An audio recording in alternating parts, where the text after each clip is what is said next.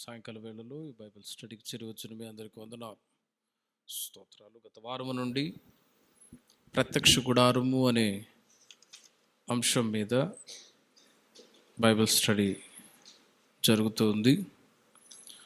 అంతకుముందు కాలాల గురించి చెప్పాను. ఆయా కాలాల్లో దేవుడు తన ప్రత్యక్షతని ఏ విధంగా భక్తులకి అనుగ్రహించాడో అవి తెలుసుకున్నాం. గత వారం నుంచి ప్రత్యక్ష గుడారము లేక కన్నడలో దేవదర్శన గుడార అంటారు.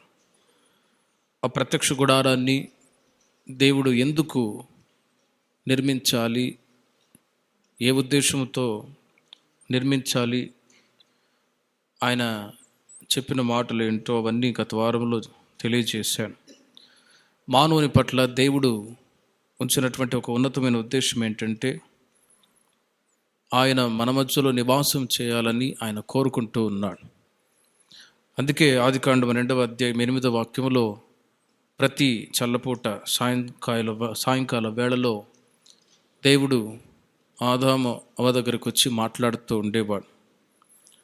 అయితే వారు అవిధేయత అనే పాపం చేసినప్పుడు అవిధేయతను బట్టి, పాపాన్ని బట్టి ఏదైనా తోటల నుండి వెలివేయబడితే దేవుడు బాధపడ్డాడు, సంతాపపడ్డాడు. మరలా మనుషుల మధ్యలో తన నివాసము ఉండాలి అని కోరుకున్నవాడై ఇశ్రాయేలు ప్రజల మధ్యలో దేవుడు సంచరిస్తూ మోషేని నాయకునిగా ఎన్నుకొని వారిని అరణ్య మార్గంలో నడిపిస్తూ వచ్చిన సందర్భాల్లో దేవుడు మోషే ద్వారా ఓ మాట అంటాడు. నిర్గమకాండం 25వ అధ్యాయము 8వ వాక్యములో, నేను వారిలో నివసించినట్లు వారు నాకు పరిశుద్ధ స్థలమును నిర్మింపవలెను అని దేవుడు చెప్పాడు మోషే ద్వారా. గనుకనే ఒక పరిశుద్ధ స్థలాన్ని లేక ప్రత్యక్షపు గుడారం లేక దేవదర్శన గుడార అంటారు. ఆ గుడారాన్ని నిర్మించమని చెప్పాడు. దానికి సంబంధించిన కొలతలు కూడా దేవుడు ఇచ్చాడు. అవి ఎలా నిర్మించాలి, ఎక్కడెక్కడ ఏ వస్తువులను పెట్టాలి, ఒక సిస్టమేటిక్గా అవన్నీ దేవుడు ముందుగా చెప్పినప్పుడు అదేవిధంగా మోషే ఆ ప్రత్యక్ష గుడారం యొక్క పనిని ఎవరు చేస్తారు అన్నప్పుడు బెసలేలు, అహోలియోబు అనే వారిద్దరిని దేవుడు చూపించారు. దేవుని యొక్క పిలుపు ఏర్పాటును వాళ్ళు కలిగిన వారై వాళ్ళు యోగ్యులు అన్నప్పుడు వారిద్దరి ద్వారా దేవుడు ప్రత్యక్ష గుడారాన్ని నిర్మించడం ప్రారంభించారు. అది నిర్మించటానికి కావలసిన కానుకలు అవన్నీ ఎలా అన్నప్పుడు దేవుడు మోషేతో అంటాడు, ఇశ్రాయేలుల మధ్యలో మనఃపూర్వకముగా ఇచ్చినటువంటి వెండి, బంగారు వాటి ద్వారా మీరు ఆ గుడారాన్ని ప్రత్యక్ష గుడారం నిర్మించండి అని చెప్పారు. మరి ఆ ప్రత్యక్ష గుడారము దేనికి సాదృశ్యము అనే సంగతులు గత వారంలో చెప్పాను. ప్రత్యక్ష గుడారము అవి ఎలా ఉంటుందంటే అక్కడ ప్రత్యక్ష గుడారంలో 3 స్థలాలు ఉన్నట్లుగా చెప్పాను. ఒకటి ప్రాకారము, రెండవది పరిశుద్ధ స్థలము, మూడవది మహాపరిశుద్ధ స్థలం. ఇప్పుడు ఈ చర్చ్ ఎలా ఉందో అలాగే ఆ రోజుల్లో కూడా బయట ఆ కాంపౌండ్ నుంచి అది ప్రాకారం, ఇది పరిశుద్ధ స్థలం, ఫుల్ ఫీట్ అనేది మహాపరిశుద్ధ స్థలం అని మనం అర్థం చేసుకోవాలి. ఆ రోజుల్లో దేవుడు వారికి ఇచ్చిన కొలతను బట్టి మోషే ద్వారా దేవుడు ఆ ప్రత్యక్ష గుడారాన్ని నిర్మించాడు. అలా ప్రాకారము, పరిశుద్ధ స్థలము, మహాపరిశుద్ధ స్థలము అని 3 స్థలాలు ఉన్నాయి. ద్వారం ఒకటే. ఆ ద్వారము ఎవరంటే యేసు ప్రభువే. ఆయన ద్వారమై ఉన్నాడు. అందుకే ఆయన అంటాడు, నేనే మార్గమును, నేనే సత్యమును, నేనే జీవమునై ఉన్నాను అని. మొత్తానికి ప్రత్యక్ష గుడారము అన్నప్పుడు అది క్రీస్తుకు సాదృశ్యం. దేవుని ప్రజలు అక్కడ పరిచర్య చేస్తూ ఉంటారు. మార్గం ఒకటి ఉంటుంది. ఆయన ద్వారానే ఒక వ్యక్తి దేవుని యొక్క రాజ్యానికి వెళ్ళాలి, అతి పరిశుద్ధ స్థలంలో వెళ్ళాలి అని మనం గ్రహించుకోవాలి. ఇలా ప్రత్యక్ష గుడారంలో ప్రాకారము, పరిశుద్ధ స్థలము, మహాపరిశుద్ధ స్థలం 3 స్థలాలు ఉండేవి. ఈ పూట ప్రాకారాన్ని గురించి చెప్తాను, మీరు నోట్ చేసుకొని తర్వాత ఖాళీ సమయాల్లో ఆ వాక్యాలు మీరు ధ్యానిస్తే ఇంకా చాలా విషయాలు మీరు తెలుసుకోవచ్చు. ప్రత్యక్ష గుడారములో మొట్టమొదటి ఒక భాగం ఏంటంటే ప్రాకారము. ప్రాకారం. ఇంకా అర్థం అవ్వాలంటే బయట వరాండా వరకు ఉన్నటువంటి స్థలం అది ప్రాకారం అని అర్థం చేసుకోవచ్చు. ఆ రోజుల్లో ప్రాకారాన్ని నిర్మించమని చెప్పాడు దేవుడు. ఆ ప్రాకారం యొక్క కొలతలు కూడా దేవుడు చెప్పాడు. నిర్గమకాండం 27వ అధ్యాయము మొదటి 8 వాక్యాలు చదువుకుందాం. నిర్గమకాండం 27వ అధ్యాయము మొదటి 8 వాక్యాలు. అక్కడ ప్రత్యక్ష గుడారాన్ని గురించి, అక్కడ బలిపీఠాన్ని గురించి మనం చదువుతూ ఉన్నాం. ప్రత్యక్ష గుడారములో 2 వస్తువులు ఉంచబడతాయి. ముందుగా చెప్తాను, మీరు నోట్ చేసుకోండి. ప్రాకారపు యొక్క కొలత ఎలా ఉంటుందంటే 100 అడుగులు, 50 అడుగులు, 5 మూరలు, 100 అడుగుల మూరలు, ఎత్తు 100 అడుగులు మూరలు అంటారు. బైబిల్లో ముందుగా మాటలు చదవండి, మీకు అర్థమవుద్ది. 27వ అధ్యాయం నుండి. మరియు 5 మూరల పొడవు, 5 మూరల వెడల్పు గల బలిపీఠమును తుమ్మకర్రతో నీవు చేయవలెను. ఆ బలిపీఠము చచ్చౌకముగా నుండవలెను. దాని ఎత్తు 3 మూరలు, దాని 4 మూలలను దానికి కొమ్ములను చేయవలెను. దాని కొమ్ములు దానితో ఏకాండముగా ఉండవలెను. దానికి ఇత్తడి రేకు పొదిగింపవలెను. దాని బూడిద ఎత్తుటకు కుండలను, గరిటెలను, గిన్నెలను, ముండ్లను, అగ్ని పాత్రలను చేయవలెను. ఈ ఉపకరణములన్నీ ఇత్తడితో చేయవలెను. చాలా జాగ్రత్తగా మీరు అవి ధ్యానిస్తూ చదవండి. మరియు వల వంటి ఇత్తడి జల్లెడ దానికి చేయవలెను. ఆ వల మీద దాని 4 మూలలను 4 ఇత్తడి ఉంగరములను చేసి ఆ వల బలిపీఠము నడిమి వరకు చేరునట్లు దిగువను బలిపీఠము గట్టు క్రింద దాని నుంచవలెను. మరియు బలిపీఠము కొరకు మోతకర్రలను చేయవలెను. ఆ మోతకర్రలను తుమ్మకర్రతో చేసి వాటికి ఇత్తడి రేకు పొదిగింపవలెను. ఆ మోతకర్రలను ఆ ఉంగరములలో చొనపవలెను. బలిపీఠమును మోయుటకు ఆ మోతకర్రలు దాని 2 ప్రక్కల నుండవలెను. పలకలతో గుల్లగా దాని చేయవలెను. కొండ మీద నీకు చూపబడిన పోలికగానే వారు దాని చేయవలెను. చూడండి, ఇంకా 38వ అధ్యాయం, నిర్గమకాండం 38వ అధ్యాయము మొదటి 7 వాక్యాలు కూడా నేను చదువుతాను, మీరు గమనించండి. అక్కడ బలిపీఠాన్ని గురించి మనం చదువుతూ ఉన్నాం. ఇక్కడ కూడా వ్రాసి ఉన్న మాటలు చూడండి. 38వ అధ్యాయం మొదటి వాక్యం నుండి. మరియు అతడు తుమ్మకర్రతో దహన బలిపీఠమును చేసెను. దాని పొడుగు 5 మూరలు, దాని వెడల్పు 5 మూరలు, అది చచ్చౌకమైనది. దాని ఎత్తు 3 మూరలు, అది 4 మూలలను కొమ్ములను చేసెను. దాని కొమ్ములు దానితో ఏకాండమైనవి. దానికి ఇత్తడి రేకు పొదిగించెను. మరియు ఆ బలిపీఠ సంబంధమైన ఉపకరణములన్నిటినీ, అనగా దాని బిందెలను, దాని గరిటెలను, దాని గిన్నెలను, దాని ముండ్లను, దాని అగ్ని పాత్రలను చేసెను. దాని ఉపకరణములన్నిటినీ ఇత్తడితో చేసెను. ఆ బలిపీఠము నిమిత్తము దాని జవ క్రింద దాని నడిమి వరకు లోతుగానున్న వల వంటి ఇత్తడి జల్లెలను చేసెను. మరియు ఆ ఇత్తడి జల్లెడ యొక్క 4 మూలలలో దాని మోతకర్రలుండు 4 ఉంగురములను పోతపోసెను. ఆ మోతకర్రలను తుమ్మకర్రతో చేసి వాటికి రాగి రేకులు పొదిగించెను. ఆ బలిపీఠం మోయుటకు దాని ప్రక్కలనున్న ఉంగురములలో ఆ మోతకర్రలు చొనిపెను. పలకలతో బలిపీఠము గుల్లగా చేసెను. చూడండి, 38వ అధ్యాయం మొదటి 7 వాక్యాల్లో మనం ఇప్పుడు ఈ మాటలని చదివాం. 27వ అధ్యాయము మొదటి 8 వాక్యాలు, 38వ అధ్యాయం మొదటి 7 వాక్యాల్లో ఇక్కడ చాలా క్లుప్తంగా ఆ బలిపీఠం గురించి మనం చదువుతూ ఉన్నాం. దేవుడు మోషే ద్వారా చెప్పినట్లుగానే ఆ కొలతలు కానీ, అవి చేయవలసిన విధానము కానీ, ప్రతిదీ కూడా చేయవలసిన బాధ్యత దేవుడు అప్పగించేశాడు. ఏది కూడా తప్పిపోవటానికి అవకాశం లేనే లేదు. కనుకనే ఆ రోజుల్లో దేవుడు చెప్పినట్లుగానే ఈ రోజుల్లో కూడా ముఖ్యంగా ఆర్సీఎం చర్చిల్లో ఎక్కువగా కనబడుతూ ఉంటాయి. అవి చెప్తాను మీకు. ముందుగా దేవుడు చెప్పినట్లుగా ఆ బలిపీఠాన్ని నిర్మించమని ఈ విధంగా దేవుడు చెప్పాడు. ఈ యొక్క బలిపీఠం ఎక్కడ పెట్టబడుతుందంటే ప్రాకారం యొక్క ముందు భాగమున, ప్రత్యక్ష గుడారం యొక్క ముందు దాన్ని పెడతారు.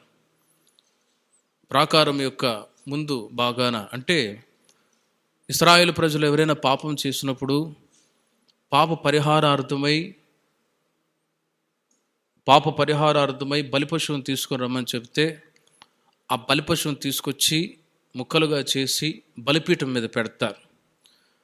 అప్పుడు యాజకుడు ప్రార్థన చేస్తే ఆకాశం నుండి అగ్ని దిగి వచ్చి ఆ మాంసాన్ని, కట్టెల్ని, మొత్తం ఆ బలిపీఠం మీద పెట్టిన మాంసము ముక్కలు అన్నీ కూడా బూడిదగా మార్చబడిపోతాయి. ఆ రోజుల్లో మానవుని యొక్క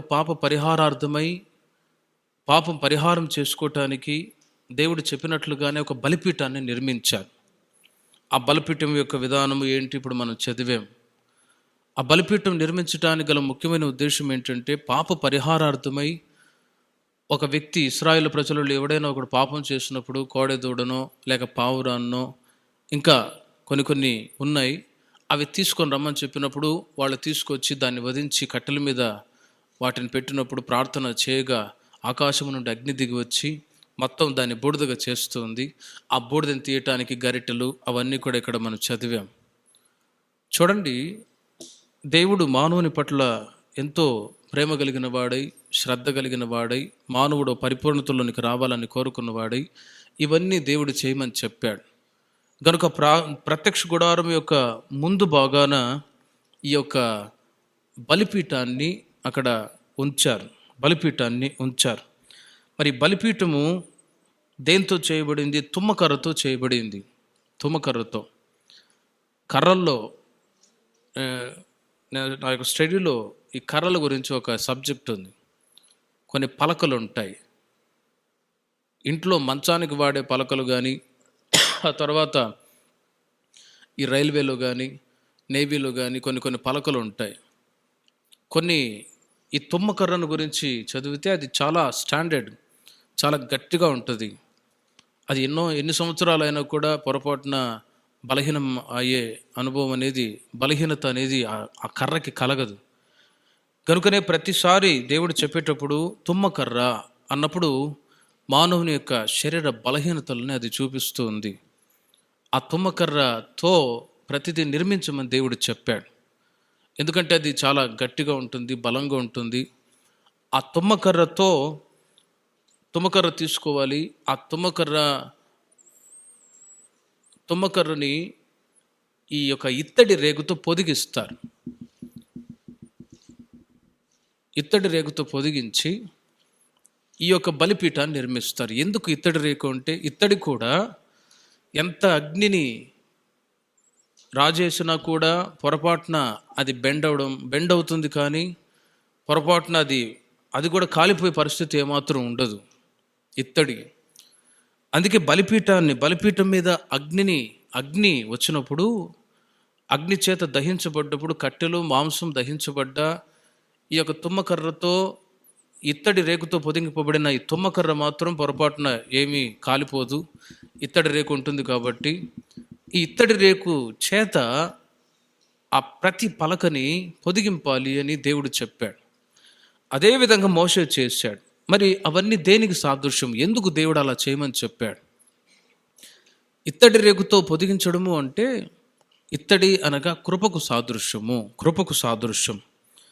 ఈ కృప చేత ఒక వ్యక్తి తాను ఎదుర్కొంటూ ఉన్నటువంటి ప్రతి శోధనలు, కష్టాలు, బలహీనతలు, ఇబ్బందులన్నిటిని కూడా జయించగలడు. తుమ్మకర్ర అంటే మానవుని యొక్క శరీర సంబంధమైన స్వభావాలు. అయితే ఆ శరీర సంబంధమైన స్వభావాలు పరిపూర్ణంగా అవి తొలగించబడేటట్టుగా దేవుడు అంటాడు, మీరు ఇత్తడి రేకుతో దాన్ని పొదిగించాలి అని. ఇత్తడి అంటే దేవుని కృపకు సాదృశ్యం. దేవుని యొక్క కృప చేతనే ఒక వ్యక్తి జీవితంలో వచ్చే ప్రతి శోధనలు జయించటానికి అవకాశం ఉంటుంది, లేకపోతే జయించలేడు. మానవుడు చేసిన ప్రతి పాపానికి ఒక ప్రాయశ్చిత్తం కలగచేయటానికి బలిపీఠాన్ని నిర్మించాడు. బలిపశువుని తీసుకొచ్చి వధించుట ద్వారా పాపాలు పరిహారం చేయబడుతూ ఉన్నాయి. మరి ఆ ఇత్తడి రేకు అన్నప్పుడు కృపకు సాదృశ్యం. ఈ తుమ్మకర్ర అన్నప్పుడు మానవుని యొక్క శరీర సంబంధమైన స్వభావాలు, అలా ఇత్తడి రేగుతో పొదిగింపబడిన అనుభవం అనేది ఒక వ్యక్తి తన జీవితంలో వచ్చే ప్రతి శోధనలు జయించగలడు. ఇప్పుడు మనం కృపాకాలంలో ఉంటూ ఉన్నాం. గతంలో కూడా చెప్పాను, ఈ కృపాకాలంలో కృపచేత ఒక వ్యక్తి, ఒక దేవుని బిడ్డ బలపరచబడతాడు. ప్రతిసారి దేవుని సన్నిధికి వచ్చినప్పుడు, తగ్గించుకొని జీవించినప్పుడు, ప్రార్థనలో ఉన్నప్పుడు, దీనత్వం కలిగి ఉన్నప్పుడు, ఆత్మ సంబంధమైన సర్వ సుగుణాలు మనం కలిగి ఉన్నప్పుడు దేవుడు ఒక వ్యక్తికి కృపనిస్తాడు. ఆ కృపచేత ప్రతి శోధనను జయించటానికి దేవుడు సహాయం చేస్తాడు. అందుకే ఆ రోజుల్లో దానికి సాదృశ్యంగా ఇత్తడి రేకును పొదిగించాలి అని దేవుడు చెప్పాడు. మరి ఆ బలిపీఠం యొక్క కొలతలు కూడా మనం గమనిస్తే, ఈ బలిపీఠాన్ని దేవుడు ఎందుకు నిర్మించమని చెప్పాడు? ఒకటి, పాప ప్రాయశ్చితార్థం కొరకై, మానవుడు చేసిన పాపానికి ప్రాయశ్చితార్థమై ఆ బలిపీఠం మీద బలిపం వస్తువుని పెట్టి అది బర్న్ చేయబడితే అప్పుడు అతని పాపాలు పరిహరించబడ్డాయి అని. మరొక విధంగా మానవుని దేవుడు కలుసుకోవటానికి ఎక్కడ అంటే ఈ బలిపీఠమే ఒక ముఖ్యమైనటువంటి ఒక స్థలం. మానవుడు పాపం చేసినప్పుడు దానికి పరిహారార్థంగా ఒక బలిని తీసుకొని రమ్మని చెప్పినప్పుడు అక్కడ మనుష్యుడు బలి మధ్యలో దేవుడు అక్కడ ఉండుట చేత అక్కడ దేవుడు మనుషుల మధ్యలో ఉండి మానవుని యొక్క పాపం పరిహరించడానికి ఆయన అక్కడ కూడా బలిపీఠాన్ని నియమించమని చెప్పారు. అదేవిధంగా మనుష్యుడు ఒకవైపు బలి, మధ్యలో దేవుడు ఉండుట చేత అక్కడ మానవుని యొక్క పాపం పరిహారం చేయబడుతుంది ఈ బలిపీఠం యొక్క సహాయం ద్వారా. హల్లెలూయా. ఈ బలిపీఠం యొక్క కొలతలు ఎలా ఉంటుంది? 5 మూరల ఎత్తు చూడండి, దాని పొడుగు 5 మూరలు, దాని వెడల్పు 5 మూరలు, అది చచ్చౌకమైనది. దాని ఎత్తు 3 మూరలు, దాని 4 మూలలను కొమ్ములను చేశాను అని చదువుతూ ఉన్నాం. ఈ 5 మూరలు దాని వెడల్పు ఎంత? 5 మూరలు. 5 మూరలు పొడవు 5 మూరలు, దాని వెడల్పు పొడవు 5 మూరలు, దాని వెడల్పు 5 మూరలు, అది చచ్చౌకమైనది. దాని ఎత్తు 3 మూరలు, 5 ఇంటూ 5 ఇంటూ 3. 5 అన్నప్పుడు మానవుని యొక్క పంచేంద్రియములని అది చూపిస్తూ ఉంటుంది.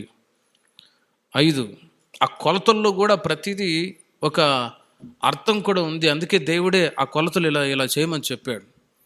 ఇప్పుడు చూడండి, దేవుడే ఇంజనీర్, ఆయనే ఇక సివిల్ ఇంజనీర్, ఇంకా ఎవరు అక్కడ చెప్పలేదు. గతంలో వారంలో చెప్పాను, దేవుడే ఇంజనీర్గా ఉండి ప్రతిదీ కూడా ఇలా చేయమని చెప్పాడు. 5 ఇంటూ 5 ఇంటూ 3 ఆ కొలతల్లో. 5 అన్నప్పుడు మానవుని యొక్క పంచేంద్రియములకు సాదృశ్యము. 3 అన్నప్పుడు త్రిత్వ దేవునికి సాదృశ్యమై ఉన్నది. త్రిత్వ దేవుడు మానవుని యొక్క పంచేంద్రియములలో, మానవుని యొక్క జీవితంలో ఎదుర్కొంటున్నటువంటి పాపాన్ని పరిహరించడానికి ఆ కొలతలు దేవుడు చెప్పాడు. అదేవిధంగా చేయుట ద్వారా ఆ బలి వధింపబడుట చేత మానవుని యొక్క పాపాలు పరిహరించబడుతూ ఉన్నాయి. ఇలా 5 ఇంటూ 5 ఇంటూ 3 ఆ కొలత ప్రకారము బలిపీఠాన్ని చేయమని చెప్పాడు. ఆ తర్వాత ఆ బలి పశువు బలి అర్పించబడము, ఈ బలిపీఠం మీద పెట్టబడము, ఇది మొత్తానికి యేసుక్రీస్తుకు అది సాదృశ్యమై ఉన్నది. ఇప్పుడు చెప్పబడినటువంటి ఆ రెఫరెన్స్ అన్ని మీరు చదివితే దాని యొక్క కొలతలు అవన్నీ ఇంకా మీకు అర్థమవుతాయి. టోటలీగా ఈ బలిపీఠము అది దేనికి గుర్తై ఉన్నది? యేసుక్రీస్తు మన నిమిత్తమై బలియాగముగా అర్పించబడ్డాడు గనుక మనమే బలిపీఠము మీద సమర్పించుకున్నప్పుడు, యేసయ్య నాలో ఉంటున్న శరీర సంబంధమైన స్వభావాలు తొలగించండి అని మనం బలిపీఠం మీద పెట్టి అర్పించినప్పుడు, ఆ రోజుల్లో అయితే బలి పశువుగా కోడెదూడనో లేక పావురాన్నో లేక ఇంకా కొన్ని పశువులను తీసుకొచ్చి వధించేవాళ్ళు. ఇప్పుడు యేసుక్రీస్తు మన కొరకు బలి పశువుగా వధింపబడ్డాడు. ఇప్పుడు ఈ రోజుల్లో మనము కూడా పంచేంద్రియములు కలిగిన మానవుని జీవితంలో ఓ త్రిత్వదేవుడు ఓ పరిశుద్ధతను కలగచేయాలంటే మనమే బలిపీఠం మీద సమర్పించాలి. హల్లెలూయా. సమర్పించి ప్రభా మీ రక్తం చేత నన్ను కడగండి, మీ ఆత్మ చేత కడగండి, మీ వాక్యము చేత కడగండి అన్నప్పుడు 3 విధాలుగా మనల్ని దేవుడు పరిశుద్ధపరుస్తాడు. ముఖ్యముగా పరిశుద్ధాత్మ అనే అగ్ని చేత మన ప్రాణాత్మ శరీరాన్ని దేవుడు పరిశుద్ధపరచుదురుగాక. హల్లెలూయా. గనుక బలిపీఠము అనేది దేవునికి, మరొక వైపు మనుషునికి సాదృశ్యముగా ఉన్నది. మానవుని యొక్క పాపాలు పరిహారం చేయబడటానికి. ఇంకా మీకు అర్థమయ్యేటట్లు చెప్తాను. ఈ యొక్క బలిపీఠం దేనికి గుర్తై ఉన్నది? మొట్టమొదట తిమోతికి వ్రాసిన 2వ పత్రిక 1వ అధ్యాయం 12వ వాక్యంలో చూడండి. అక్కడ బలిపీఠం మీద పెట్టబడిన ప్రతి బలిపశువు అది వధింపబడుతుంది, అగ్ని చేత కాల్చబడుతుంది, బూడిదగా చేయబడుతుంది. గనుకనే ఈ బలిపీఠము అనేది ఒక సమర్పణ జీవితానికి గుర్తై ఉన్నది. మొట్టమొదట మీరు నోట్ చేసుకోండి, సమర్పణ జీవితానికి అది గుర్తై ఉన్నది. తిమోతికి వ్రాసిన 2వ పత్రిక 1వ అధ్యాయం 12వ వాక్యంలో పౌలు గారు ఒక మాట అంటారు చూడండి. ఈ హేతువు చేత ఈ శ్రమలు అనుభవించుచున్నాను కానీ నేను నమ్మిన వారిని ఎరుగుదును కనుక సిగ్గుపడను.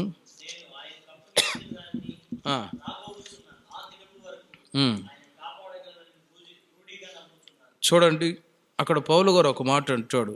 బలిపీఠము అనేది దాని యొక్క కొలతలు చెప్పాను. అది యేసుక్రీస్తుకు సాదృశ్యమై ఉన్నది. ఒక వ్యక్తి బలి ద్వారా పాపాలు పరిహరించబడతాయి అని చెప్పాను. ఇంకా క్రొత్త నిబంధనలు టాలీ చేసి చూస్తే ఆ బలిపీఠం అనేది ఒక సమర్పణ జీవితానికి గుర్తై ఉన్నది, సాదృశ్యమై ఉన్నది. ఎలా అంటే తిమోతికి పౌలు గారు అంటారు 1వ అధ్యాయం 12వ వాక్యంలో, ఈ శ్రమలను అనుభవించుచున్నాను కానీ నేను నమ్మిన వాడిని ఎరుగుదును కనుక సిగ్గుపడను. చూడండి, ఇక్కడ నేను ఆయనకు అప్పగించిన దానిని రాబోచున్న ఆ దినం వరకు ఆయన కాపాడగలడని రూఢిగా నమ్ముచున్నాను అంటాడు. నేను ఆయనకు అప్పగించిన దానిని, ఆ మాట చాలా ముఖ్యమైనది. బలిపీఠము అనేది ఒక సమర్పణ జీవితానికి సాదృశ్యం. మొట్టమొదట ఇంకా అర్థం అవ్వాలని చెప్తూ ఉన్నాను, సమర్పణ జీవితానికి సాదృశ్యం. అపోస్తలుడైన పౌలు గారు సౌలుగా ఉన్నప్పుడు ఆయన దమస్కు మార్గంలో దేవుని చేత దర్శింపబడి సౌలుగా ఉన్న ఆయన పౌలుగా మారాడు.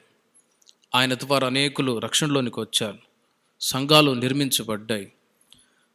ఆ తర్వాత తిమోతితో ఈ మాట చెప్తూ ఉన్నాడు, నేను ఆయనకు అప్పగించుకున్నాను. ఈ అప్పగించినటువంటి ఆ ఉద్దేశం, రాబో దినములలో ఆయన నన్ను కాపాడుతాడు అని నేను నమ్ముచు ఉన్నాను అంటాడు. నేను ఆయనకు అప్పగించి ఉన్నాను అంటాడు. పౌలు గారు తనను తాను దేవునికి సమర్పించుకున్నాడు. ఎప్పుడు దమస్కు మార్గములు ఎప్పుడైతే ప్రభు ఆయనను దర్శించాడో తనను తాను దేవునికి ఆయన అప్పగించుకున్నాడు, డెడికేట్ చేసుకున్నాడు. కనుక దేవుడు ఏ ఉద్దేశం చేత డెడికేట్ చేశాడో ఆ ఉద్దేశాన్ని నా జీవితంలో పరిపూర్ణంగా నెరవేరుస్తాడు అని నేను రూఢిగా నమ్ముచూ ఉన్నాను అంటాడు పౌలు గారు.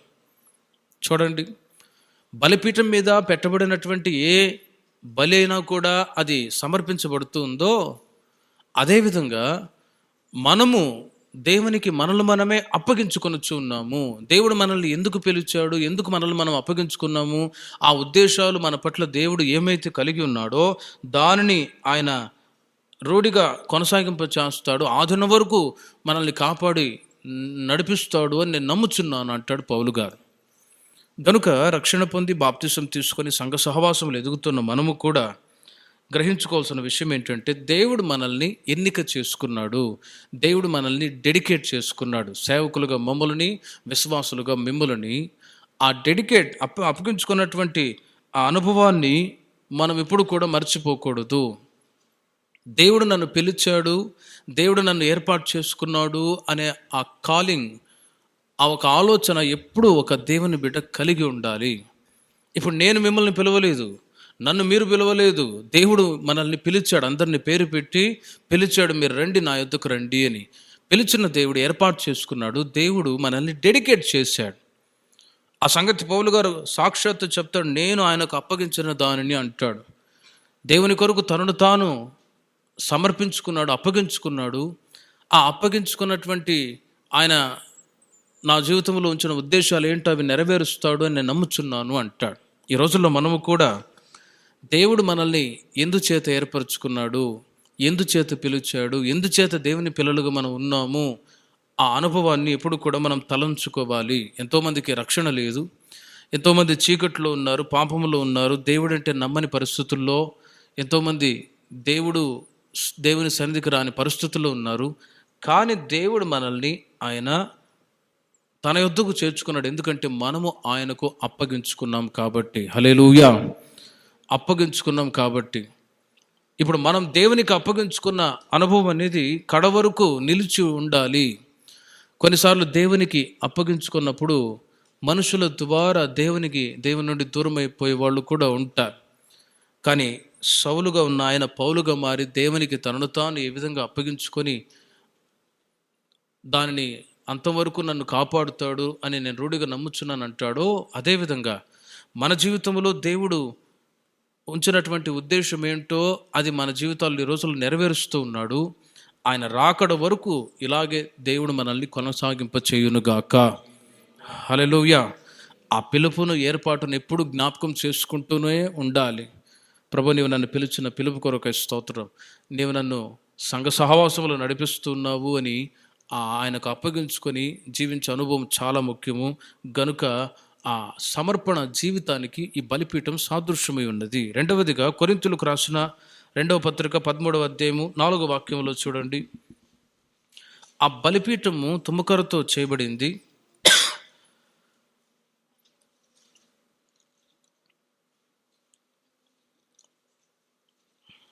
కొరింథీయులకు రాసిన 2వ పత్రిక 13వ అధ్యాయం 4వ వాక్యం. బలహీనతను బట్టి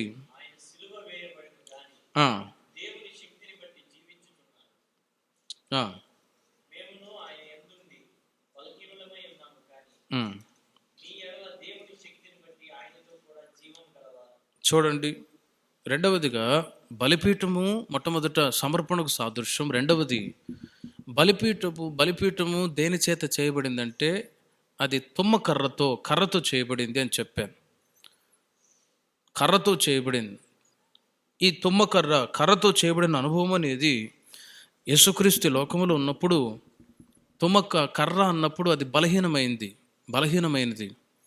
కర్ర ఉంటుంది కొన్ని సంవత్సరాల వరకు, కొన్ని కర్రలు చాలా సంవత్సరాలకు వరకు ఉంటాయి. కానీ నీళ్లు పడ్డా లేక సముద్రపు ప్రక్కన ఉన్న ఆ నీటి తాకిడికి ఏమవుతాయి, కొన్ని గట్టి పలకలు కర్రలు కూడా బలహీనం అవుతూ ఉంటాయి. కొన్ని ప్లేవుడ్లు కానీ కొన్ని కర్రలు కానీ తెచ్చి స్టాండర్డ్గా ఉంటాయి అంటామా, ఒక 5-6 సంవత్సరాల తర్వాత కొద్దిగా బలహీనం అవుతూ ఉంటుంది. గనుక ఈ తుమ్మకర్రతో చేయబడినటువంటి ఆ బలిపీఠము అన్నప్పుడు యేసుక్రీస్తు మన నిమిత్తమై బలహీనుడయ్యాడు అని. అందుకే పౌలు గారు అంటారు, బలహీనతను బట్టి ఆయన సిలువ వేయబడను గాని దేవుని శక్తిని బట్టి జీవించుచు ఉన్నాడు అంటూ ఉన్నా. బలహీనతను బట్టి యేసుక్రీస్తు లోకములో మనవలే లోకములో వచ్చాడు. మానవుడు బలహీనుడు గనుకనే యేసుక్రీస్తు కూడా మనవలే ఈ లోకములో మనుష్య ఆకారాన్ని ధరించుకొని వచ్చినప్పుడు ఆయన కూడా బలహీనుడే. అప్పుడప్పుడు కొన్నిసార్లు ఆయన సిలువలో ప్రాణత్యాగం చేశాడు అన్నప్పుడు ఆయన దేవుడు కాబట్టి సహించుకున్నాడు అంటాం. ఒకవైపు అలా అన్నా ఆయన మనవలే బలహీనుడై ఉన్నప్పుడు కొద్దిగా మనకు ఎక్కడైనా రాయి తగిలినా పడ్డా ఎంత బాధ, నొప్పి, బలహీనను కాబట్టి వెంటనే ఆ బలహీనత అర్థమైపోయి బాధపడుతూ ఉంటాం.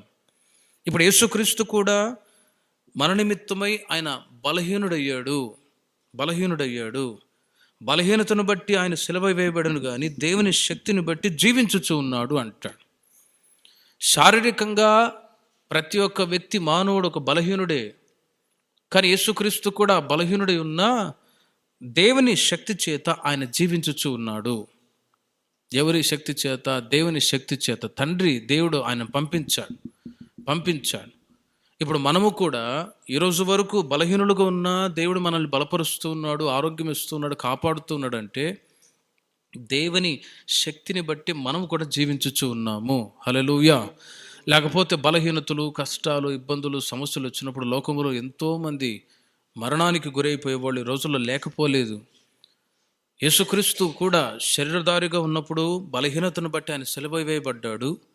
అయితే దేవుని శక్తిని బట్టి జీవించుచున్నాడు. పౌలు అంటాడు, మేమును ఆయన యందుండి ఫుట్నోట్లో 1 ఆయనతో కూడా ఉండి బలహీనమై ఉన్నాము కానీ మీ ఎడల దేవుని శక్తిని బట్టి ఆయనతో కూడా జూముగల వారము అంటాడు. ఆ మాటని కొద్దిగా మీరు జాగ్రత్తగా చదవండి.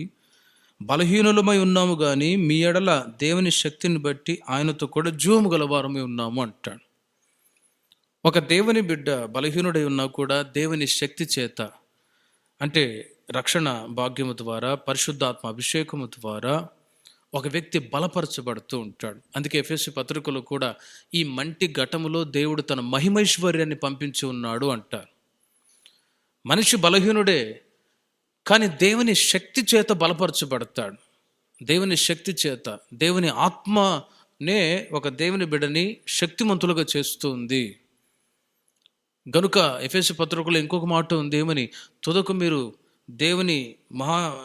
దేవుని యందు మీరు బలవంతులై ఉండుడి అంటారు. చూడండి, ఎఫెసీయులకు రాసిన పత్రిక 6వ అధ్యాయము 10వ వాక్యం. 6వ అధ్యాయం 10వ వాక్యం. తుదకు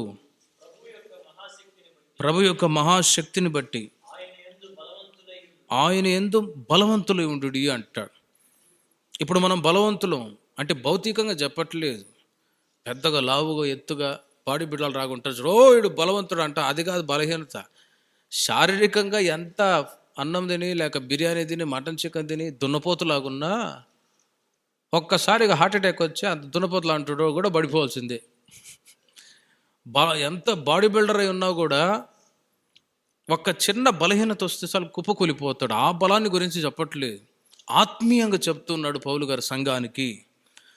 ప్రభు యొక్క మహాశక్తిని బట్టి ఆయన ఎందుకు బలవంతులై ఉండుడి అంటాడు. ఇప్పుడు మనం బలవంతులం ఆత్మీయంగా. దేని ద్వారా? దేవుడు మనకిచ్చిన పరిశుద్ధాత్మ శక్తి ద్వారా మనం బలవంతులమై ఉన్నాము. ఆమేన్. గనుక యేసుక్రీస్తు లోకములో మనవలే శరీరధారిగా వచ్చి బలహీనుడై ఉన్న ఆ బలిపీఠం ఏ విధంగా కర్రతో చేయబడిందో, కర్ర బలహీనమైంది, మనం కూడా బలహీనులమే.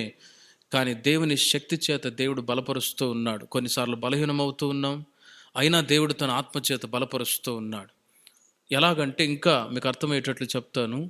కొన్నిసార్లు బలహీనతలు ఎదురవుతాయి ఒక దేవుని బిడ్డ జీవితంలో. మనస్సాక్షి నేరారోపణ చేసిద్ది. నువ్వేదో పొరపాటు చేసావు, ఎవరినో ఇబ్బంది పెట్టావు, బాధ పెట్టావు అన్నట్లుగా మనస్సాక్షి ఉన్నవాళ్ళ జీవితాలలో ఆ మనస్సాక్షి నేరారోపణ చేసిద్ది.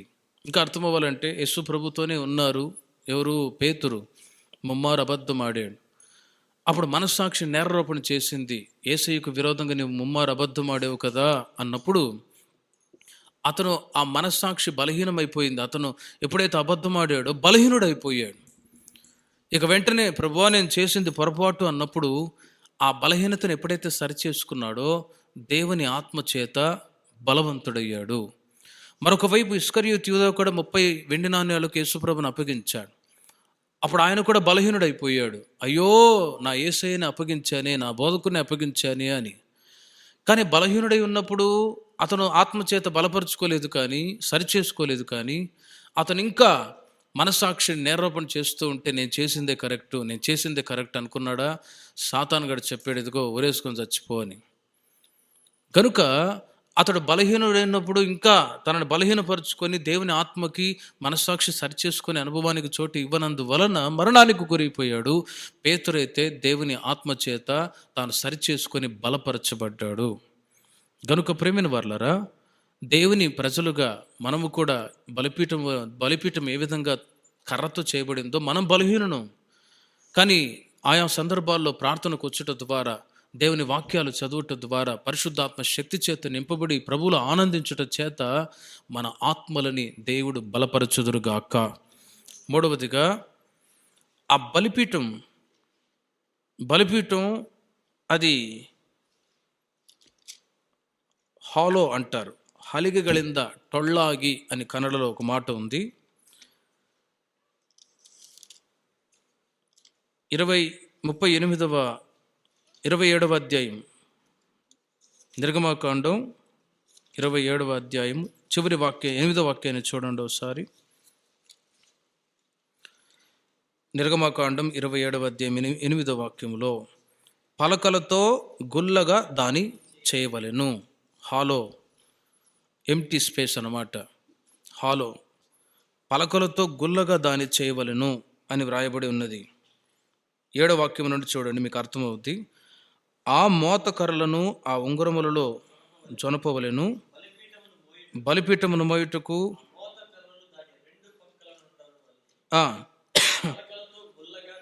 చూడండి, గుల్లగా అంటే ఒక రౌండ్ షేప్లో, ఇంగ్లీష్లో హాలో అంటారు. ఆ విధంగా చేయబడింది.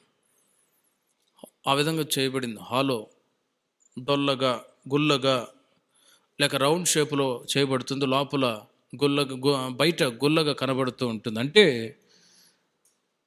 యేసుక్రీస్తు లోకంలో ఉన్నప్పుడు ఆయన తనను తాను రిక్తునిగా చేసుకొనెను. ఫిలిప్పీలకు రాసిన పత్రిక 2వ అధ్యాయం 6వ వాక్యం నుండి మీరు చూడండి. ఫిలిప్పీలకు రాసిన పత్రిక 2వ అధ్యాయము 6వ వాక్యం నుండి మనం చదివితే,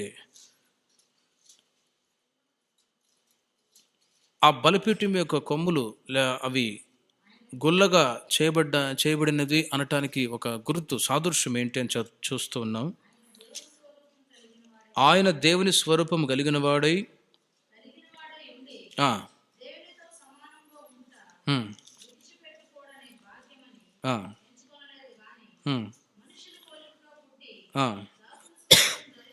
చూడండి, దాసుని స్వరూపం ధరించుకొని తను తాను రిక్తునిగా చేసుకొనెను.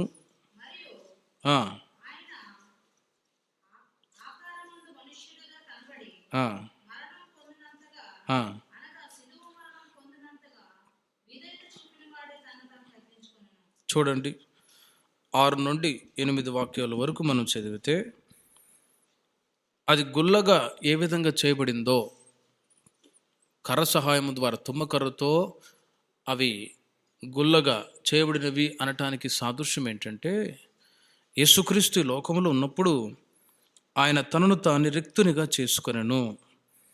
మనుషుల పోలికగా పుట్టి దాసుని స్వరూపాన్ని ధరించుకున్నాడు. దాసుని స్వరూపాన్ని. ఇప్పుడు దేవుడు అని అనిపించబడ్డవాడు లోకస్తులు అప్పుడప్పుడు అంటారు కొన్ని చోట్ల, దేవుడే ఉంటే ఆయనకి కిరీటం ఉండాలి కదా, దేవుడే ఉంటే ఆయనకి కూడా రావణాసురులాగా 10 తలలు ఉండాలి కదా, దేవుడైతే ఆయనకి కత్తులు కటారులు ఉండాలి కదా అన్నట్లుగా, పెద్ద సింహాసనం మీద కూర్చొని ఉన్నట్లుగా అని రకరకాలుగా. అవి సైతాన్లు కాబట్టి, లూసిఫర్ సంతతి వాళ్ళు, పిల్ల సైతాన్లు, పెద్ద సైతాన్లు కాబట్టి ఆకారాలు ఉంటాయి. కానీ యేసుక్రీస్తు మన సారూప్యములో, మన పోలికలో ఆయన మనం ఎలా ఉన్నామో ఆయన ఉన్నాడు. ఆయన ఎలా ఉన్నాడో మనం కూడా అలాగే ఉన్నాం. 10 తలలు 10 కాళ్ళు లేవు రాక్షసులాగా. గనుక ఇప్పుడు యేసుక్రీస్తు ఒక వ్యక్తి యొక్క జీవితాన్ని ఒక పరిపూర్ణతలోనికి తీసుకొని రావాలి, లేక ఒక ఉన్నతమైన స్థితిలో కూర్చుండబెట్టాలి, లేక మానవుని యొక్క పాపాలు పరిహరించబడి ఒక ఉన్నతమైనటువంటి ఆశీర్వాదాలు ఒక వ్యక్తి అనుభవించాలంటే యేసుక్రీస్తు రిక్తునిగా మారాలి. ఒక వ్యక్తి రిక్తునిగా మారితేనే ఇంకొక వ్యక్తి హెచ్చింపబడతారు. ఇంకా అర్థం అవ్వాలంటే, కుటుంబాల్లో ఇద్దరు పోట్లాడుకుంటూ ఉంటే ఆ ఇంట్లో సమాధానం ఉంటుందా? ఎవరైనా ఒకళ్ళు తగ్గించుకుంటే, ఎవరైనా ఒకళ్ళు నోరు కంట్రోల్ చేస్తే అంత బాగుంటుంది. అలాగే పంపుల దగ్గర ఇద్దరు కొట్టుకుంటూ ఉంటారు. నేను పట్టాలని బిందాలతో కొట్టుకొని జుట్లు పట్టుకుంటే అక్కడ ఇంకేమవుద్ది? ఎవరైనా ఒకళ్ళు నోరు మూస్తే, లేక తగ్గించుకుంటే, రిక్తులుగా చేసుకొని సరేలేమ్మా అని అవకాశం ఇస్తే, ఆ ఒకరిని బట్టి ఇంకొకళ్ళు క్షేమంగా ఉంటారు. మీకు అర్థమయ్యేటట్లు చెప్తూ ఉన్నాను. అలాగే యేసుక్రీస్తు కూడా ఈ లోకంలో ఆయన రిక్తునిగా చేయబడ్డాడు మన కొరకు. మనము ఉన్నతమైన స్థితిలో హెచ్చింపబడి, గణపరచబడి, పరలోక రాజ్యంలో ఆయనతో కూడా నివాసం ఉండేటట్లుగా దేవుడు మనకు మార్గం చూపాలని కోరుకున్నవాడై ఈ లోకంలో వచ్చేటప్పుడు ఆయన తనను తాను రిక్తునిగా చేసుకున్నాడు, ఏమీ లేనివాడుగా. అందుకే యేసుక్రీస్తు పుట్టినప్పుడు ఆయనకు సత్రములో స్థలం లేకపోతే, సత్రములో కూడా స్థలం లేదు, ఎక్కడ పరుండు పెట్టారు? పశువుల పాకలో పరుండు పెట్టారు. ఆ తర్వాత సేవా పరిచర్య చేస్తూ తిరుగుతూ ఉన్నప్పుడు ఒక 2 వ్యక్తులు వచ్చి అడుగుతారు, బోధకుడా, నీవు ఎక్కడ ఉంటావు, మేము కూడా వస్తాం. యేసు ప్రభు ఆయన ఏదో పెద్ద బంగ్లాలో విల్లాలో ఉంటాడు అనుకున్నారు. అందుకే మేము వస్తామంటే యేసు ప్రభు అంటారు ఏమని, ఆకాశ పక్షులకు గూళ్ళును నక్కలకు బొరియలును ఆకాశ పక్షులకు గూళ్ళను ఉన్నాయి, కానీ మనుష్య కుమారునికి తలవాల్చుకొనుటకైనను స్థలము లేదు. అయితే అక్కడ అనుకున్నారు ఏదో ఉంది నాకు అని అంటాడు. ఏమీ లేయ్యా, ఏమీ లేదు అని రిక్తునిగా తనను తాను రిక్తునిగా చేసుకున్నాడు. యేసుప్రభు వారు ఒకవేళ తండ్రి దగ్గర అడిగింటే పెద్ద ప్యాలెస్ని ఇచ్చేవాడేమో, కానీ మనల్ని హెచ్చించటానికి ఆయన రిక్తునిగా దీనుడిగా మారిపోయారు. కొరింథీయులకు రాసిన 2వ పత్రిక 8వ అధ్యాయము 9వ వాక్యంలో కూడా మీరు చూడండి, మీకు అర్థమవుద్ది. కొరింథీయులకు రాసిన 2వ పత్రిక, మీరు ఎరుగుదురు కదా. చూడండి, ఆయన ధనవంతుడై ఉండి మీరు తన దారిద్ర్యం వలన ధనవంతులు కావాలనని. చూడండి, ఎవరి నిమిత్తం ఆయన దరిద్రుడాయనో, మన నిమిత్తం. ఇప్పుడు మనకు పట్టిన దరిద్రత, మనకు పట్టిన శాపం, మనకు పట్టినటువంటి ఈ రోగభారం, బలహీనత ఇవన్నీ దూరపరచడానికి యేసుక్రీస్తు ఈ లోకంలో ఆయన ధనవంతుడై ఉండి కూడా దరిద్రుడిగా ఈ లోకంలో ఆయన వచ్చారు. మీ నిమిత్తం అంటాడు చూడండి పౌలు గారు, మీ నిమిత్తం, మన నిమిత్తం ఆయన ఈ లోకంలో ఏమీ లేనివాడుగా వచ్చారు. ఏమీ లేనివాడుగా, రిక్తునిగా తనను తాను తగ్గించుకొని గనుక ఈ రోజుల్లో ఈ మాటను బట్టి ఆ బలిపీఠం యొక్క కొమ్ములు ఏ విధంగా అవి గుల్లగా చేయబడ్డాయో, ఆ గుల్లగా చేయటానికి ఇంకా అర్థమవటానికి చెప్తాను. గుల్లగా ఒక షేప్ తయారు చేయడానికి ఆ మధ్య విండోస్ ఒక అతను వచ్చాడు తయారు చేయడానికి. క్యా సాబ్ कैसे करेंगे అన్నాడు. మరి అది హోస్ అన్నా అని ఎస్ని ఇట్లా తిప్పగలవా అంటే, ఓ బోత్ ముష్కిలే అంటాడు. బోత్ ముష్కిలే అంటాడు. ఏమంటే అది చాలా ఇట్లా కష్టపడాలి, తిప్పాలి. ఇప్పుడు కార్పెంటర్ కూడా అంతే, గుల్లగా ఒక షేప్ని తీసుకొని రావాలంటే దానికి ఎక్స్ట్రా ఛార్జ్ అడుగుతాడు చూడండి. ఇప్పుడు ఎక్స్ట్రా ఛార్జ్ ఎందుకు అడుగుతాడు, అతనికి దాని మీద పని ఎక్కువ పడిద్ది కాబట్టి. ఇప్పుడు అలాగే యేసుప్రభు వారు మనల్ని ఒక షేప్లోనికి తీసుకుని రావాలి అంటే, ఇప్పుడు ఆయన మన కొరకు నలగొట్టబడాలి, బలహీనపరచబడాలి, దరిద్రుడై ఆయన లోకానికి వచ్చాడు చూడండి. దానికి అర్థంగా ఇక్కడ పౌలు గారు చెప్తూ ఉన్నాడు ఫిలిప్పీ సంఘానికి, కొరింథీ సంఘానికి కూడా చెప్తున్నాడు, మీ నిమిత్తం ఆయన దరిద్రుడాయును అని. గనుక గుల్లగా చేయబడిన అనుభవం అనేది అదే. గుల్లగా చేయబడ్డం అంటే యేసుక్రీస్తు మనల్ని ధనవంతులుగా చేయటానికి ఆయన రిక్తునిగా చేసుకున్నాడు. ఈ వాక్యాన్ని బట్టి మనము తెలుసుకోవాల్సిన విషయం ఏంటంటే, ఈ లోకంలో మనము కూడా ఎప్పటికప్పుడే తగ్గించుకొని రిక్తులుగా చేసుకునే అనుభవం, అంటే ఉన్నా లేకున్నా బైబిల్ చెప్తుంది, తమను తాము హెచ్చించుకునే వాళ్ళు తగ్గించుకునే వాళ్ళు హెచ్చింపబడుదురు అని. దేవుడు కొన్నిసార్లు అన్నీ ఇచ్చి చూస్తాడు, ఇవ్వకుండా చూస్తాడు. కానీ పౌలు గారు అన్నట్లు దీన స్థితిలోనూ సంపన్న స్థితిలోనూ ఎల్లవేళలా ప్రభువులో మనము ఆరాధించుదుము గాక. గనుక 3 విషయాలు చెప్పాను. ఈ బలిపీఠము అన్నప్పుడు సమర్పణ జీవితానికి సాదృశ్యం. బలిపీఠము అన్నప్పుడు బలహీనులమైన మనల్ని దేవుడు బలపరుస్తాడు, బలహీనతకు సాదృశ్యం. ఆత్మచేత దేవుడు మనల్ని బలపరుస్తాడు. 3వదిగా అది గొల్లగా ఏ విధంగా చేయబడిందో దాని యొక్క కొమ్ములు అదేవిధంగా మన నిమిత్తం ఆయన రిక్తునిగా చేయబడ్డాడు. 4వదిగా చూడండి, లూకా సువార్త 1వ అధ్యాయం 69వ వాక్యములో ఆ బలిపీఠం యొక్క కొమ్ములు, 4 కొమ్ములు అక్కడ చేయబడ్డాయి. బలిపీఠం ఉంది, ఆ బలిపీఠానికి 4 కొమ్ములు ఉంటాయి. ఆ కొమ్ములు దేనికి సాదృశ్యం? లూకా సువార్త 1వ అధ్యాయం 69వ వాక్యం.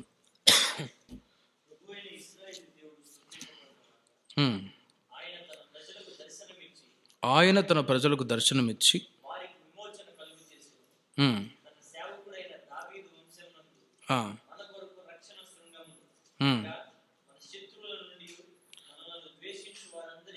చూడండి, రక్షణ శృంగము అనే మాట మీరు నోట్ చేసుకోండి.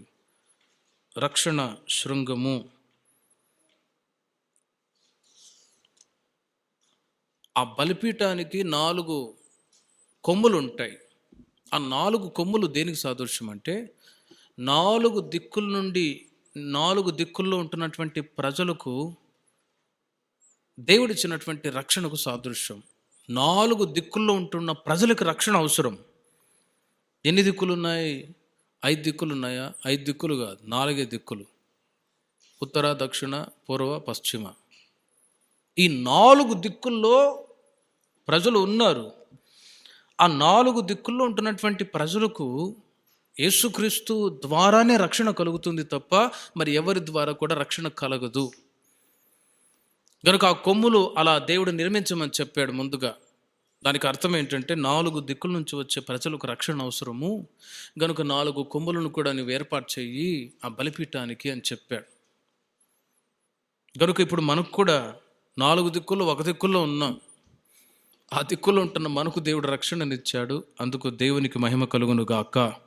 హల్లెలూయా. ఇవి 4 విషయాలు మీరు జ్ఞాపకం పెట్టుకోండి, జ్ఞాపకం ఉంచుకోండి. ఈ బలిపీఠం ఎక్కడ పెట్టబడింది? ప్రాకారపు ప్రత్యక్ష గుడారం యొక్క వెలుపట పెట్టబడింది. దానికి ముందు దాని యొక్క కొలతలు 5x5x3. 5 అంటే పంచేంద్రియములు కలిగిన మనుషునికి సాదృశ్యం, 3 అంటే త్రిత్వదేవునికి సాదృశ్యం. ఈ బలిపీఠం ఒక వ్యక్తి పాపం చేసినప్పుడు బలి పశువు తీసుకొచ్చి బలిపీఠం మీద పెట్టినప్పుడు అది అగ్ని చేత కాల్చబడితే అప్పుడు దేవుడు అతని యొక్క పాపాలు పరిహరించబడ్డాయి అనటానికి గుర్తై ఉన్నది. పాపం పరిహరించేది యేసుక్రీస్తు తప్ప మానవుడు ఎవరు కూడా పాపాలు పరిహారం చేయలేరు. వేద గ్రంథాల్లో కూడా రాయబడ్డాయి. ఏమని? రక్త ప్రోక్షణ లేనిదే పాప క్షమాపణ లేదు అని కూడా వేరే వేరే గ్రంథాల్లో రాయబడ్డాయి. కానీ రక్తాన్ని త్రాగిన వాళ్ళు ఉన్నారు, సైతాన్లు. కానీ యేసు ప్రభు మన నిమిత్తం ఆయన రక్తాన్ని కార్చి మన కొరకు రక్షణ దయచేసి ఉన్నారు. దేవునికి మహిమ కలుగును గాక. చూడండి, రెండవదిగా ఆ ప్రాకారములో 2 వస్తువులు పెట్టబడ్డాయి అని చెప్పాను. మొట్టమొదట బలిపీఠము. ఇంకొక వస్తువు ఏంటి అంటే ఇత్తడి గంగాళము. చూడండి, ఇత్తడి గంగాళము. నిర్గమకాండం 30వ అధ్యాయము 17వ వాక్యము నుండి. నిర్గమకాండం 30వ అధ్యాయము 17వ వాక్యము నుండి మీరు చూడండి. మరియు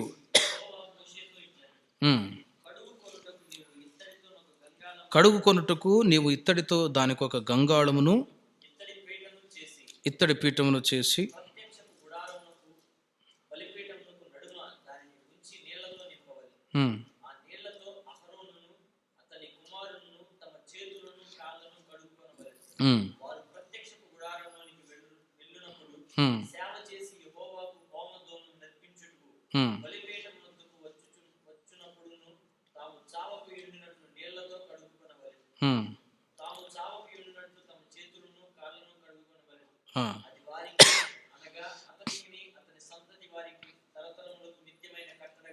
చూడండి, ఆ మాటలు మీరు చాలా జాగ్రత్తగా చదివితే చాలా విషయాలు ఉన్నాయి. దేవుడు అంటాడు, ప్రత్యక్షపు గుడారమునకు బలిపీఠమునకు నడుమ దాన్ని ఉంచి నీళ్లతో నింపవలెను అని. నీళ్లతో నింపవలెను. ఇప్పుడు కూడా ఆర్సీఎం చర్చిలో ఉంటాయి చూడండి. అవసరమైతే మన ఆ చర్చిలో చూస్తే ఒక మూలన అంత బేసిన్లో నీళ్లు పెట్టారు. అది దేనికి అని అర్థం కాదు. ఇక్కడ ఉన్నాయి. అక్కడ ఆ పాత నిబంధన కాలంలో ఉన్న ఆ పద్ధతులన్నీ ఇప్పుడు కూడా వాళ్ళు ఫాలో అవుతూ ఉన్నారు ఖచ్చితంగా. ఆ బేసిన్లో మూల నీళ్లు పెట్టి ఉంటారు. అందరు దాన్ని తీసుకొని అట్లా దండం పెట్టుకుంటారు ఆ నీళ్ళను కూడా. ఇప్పుడు ఆ దేనికి సాదృశ్యం అనేది ఇక్కడ రాయబడింది చూడండి. బలిపీఠమునకు నడుమ దానిని ఉంచి నీళ్లతో నింపవలెను. ప్రత్యక్ష గుడారము ఉంది, బలిపీఠము ఉంది. వెలుపట బలిపీఠము, ప్రత్యక్ష గుడారం మధ్యలో నడుమ ఈ యొక్క ఇత్తడి గంగాళము ఉంచబడి ఉన్నది. ఇత్తడి గంగాళం. మరి ఆ ఇత్తడి గంగాళాన్ని దేంతో చేశారు చూడండి. 38వ అధ్యాయము 8వ వాక్యం. నిర్గమకాండం 38వ అధ్యాయము 8వ వాక్యం.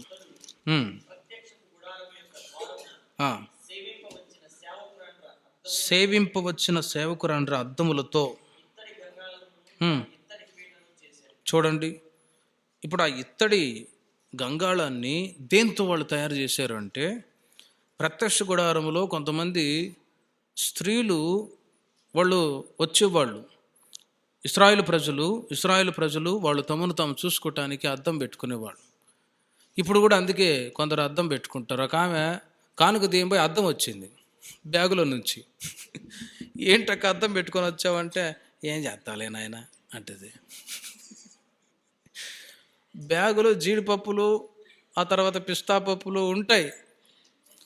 ఒక ఆమె అద్దం తీసుకొచ్చింది. జర్నీలో పెట్టుకుంటే ఓకే, బ్యాగులో పెట్టుకొచ్చింది. కానుక దీయంపై అద్దం వచ్చేసింది, చిన్నది అంతే, అంత అద్దం. అప్పుడప్పుడు బయటకు వెళ్ళినప్పుడు అది చూసుకొని అట్లా అనుకొని, నన్ను చూడు, నా అందాన్ని చూడని ఇక వెళ్ళిపోవడం అన్నమాట. అప్పుడప్పుడు అట్లా. ఇప్పుడు చూడండి, ఇశ్రాయేలులకు కూడా వాళ్ళు కూడా అలా పెట్టుకుంటున్నారు. మరి అదే ప్రాసెస్ ఇప్పుడు కూడా జరుగుతుంది. ఇది ఇప్పట్లో ఫ్యాషన్ కాదు, ఆ రోజుల్లోనే ఉంది ఫ్యాషను. ఇశ్రాయేలులో కూడా స్త్రీలు తమను తాము చూసుకోవడానికి, డెకరేషన్ చేసుకోవడానికి, వాళ్ళు అలంకరించుకోవటానికి వాళ్ళు అద్దాన్ని చూడండి, క్లియర్గా ఉంది. సేవింపవచ్చిన సేవకురాండ్ర అద్దములతో. వాళ్ళు అద్దం తెచ్చుకునే వాళ్ళు. చరిత్రలో నేను చదివాను, ఈ ఇశ్రాయేలులు, ఈజిప్టీయులు కొంతమంది స్త్రీలు ఉన్నారట, చాలా బ్యూటీ, చాలా అందగత్తెలట. ఇప్పుడు వాళ్ళు అందానికి అంత ప్రాముఖ్యతనిచ్చేవాళ్ళు. కనుక నేను అందంగా ఉన్నానా లేదా పద్దాకుల ఈ యొక్క అది అద్దాన్ని చూసుకునేవాళ్ళు అనమాట. ఇప్పుడు ఆ అద్దము తయారు చేయటానికి ఆ రోజుల్లో ఇప్పుడున్నట్లుగా గ్లాసెస్ లేవు, ఇత్తడి రేకు ఉండేది. అది చాలా చరిత్రలో చూస్తే దాన్ని కరగబెట్టి ఒక మనిషి క్లియర్గా కనబడేటట్టుగా ఇత్తడి రేకుతో అద్దాన్ని తయారు చేసేవాడు. ఇప్పుడు మనం చూసే అద్దాలు డెలికేట్గా గాజు కింద పడితే పోతాయి. కానీ ఆ రోజుల్లో స్త్రీలు వాళ్ళు అందాన్ని చూసుకోవటానికి సేవకురాండ్రు అద్దాలు ఉండేటివి. అవి చాలా ప్యూర్గా ఉండేది, ఇత్తడి రేకులు. ఆ ఇత్తడి రేకులతో తీసుకొచ్చి, ఆ ఇత్తడి రేకులు, ఆ సేవకురాండ్రు అద్దాలు ఉన్నాయి, అవి తీసుకొచ్చి ఆ ఇత్తడి గంగాళమును, దాని ఇత్తడి పీటను చేసెను. చూడండి, ఇత్తడి గంగాళము ఉంది, పీట ఉంది. కనుక లుకింగ్ గ్లాస్ అంటారు ఇంగ్లీష్లో. లుకింగ్ గ్లాస్ అంటే చూసుకోవడం, ఎలా ఉన్నాను, ముక్కు బాగుందా, కళ్ళు బాగున్నాయా, లిప్స్ బాగున్నాయా, లిప్స్టిక్ బాగుందా అని. అలా మనిషి యొక్క ఆ స్త్రీలు బ్యూటీని చూసుకోవటానికి వాళ్ళు వాడుకునేవారు. లుకింగ్ గ్లాస్ అంటారు ఇంగ్లీష్లో. టోటల్గా ఈ గంగాళము దేనికి సాదృశ్యం అంటే బాప్తిస్మానికి సాదృశ్యమై ఉన్నది. ఇశ్రాయేలు స్త్రీలలో చాలామంది, ఒకవైపు ఇశ్రాయేలు స్త్రీలు ఉండేవాళ్ళు, మరొక వైపు ఈజిప్టు స్త్రీలు కూడా ఉండేవాళ్ళు, ఐగుప్తు స్త్రీలు ఉండేవాళ్ళు. ఐగుప్తు స్త్రీల కంటే ఇశ్రాయేలుల వాళ్ళలో ఉంటున్నటువంటి ఆ స్త్రీలు చాలా అందగత్తెలు.